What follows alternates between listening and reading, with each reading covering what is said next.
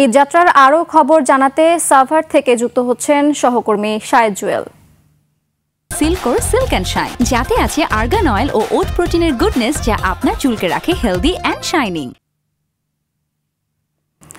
শাহেদ, ঈদের মহাসড়কে যানজটের খবর বিস্তারিত জানাবেন আমাদেরকে। ধন্যবাদ শ্রাবন্তী, আপনি যেমনটা বলছিলেন, আজ সকাল হতে কিন্তু ঢাকায় মহাসড়কের তেমন কোথাও যানজটের খবর পাওয়া যায়নি। মহাসড়কগুলোতে অনেকটাই ফাঁকা, তবে যাত্রী সাধারণের কিন্তু চাপ এখানে রয়েছে।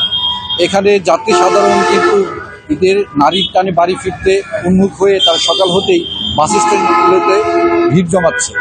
তবে যাত্রী সাধারণ আমাদেরকে অভিযোগ করেছে যে যানবাহনগুলো অতিরিক্ত ভাড়া আদায়ের জন্য তাদেরকে চাপ দিচ্ছে, তারা গন্তব্য পৌঁছতে অতিরিক্ত ভাড়াও দিচ্ছে।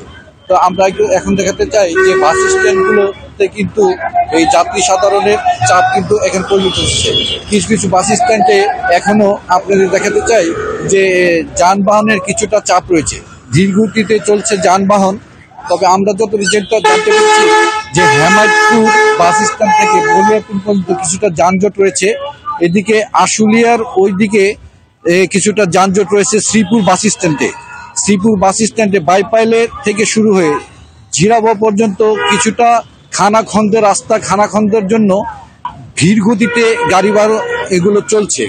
এই গাড়িগুলো, যানবাহনগুলো কিন্তু এই সড়কটি অ্যাভয়েড করে তারা ভিন্ন পথে তারা যানবাহন চলাচল করছে।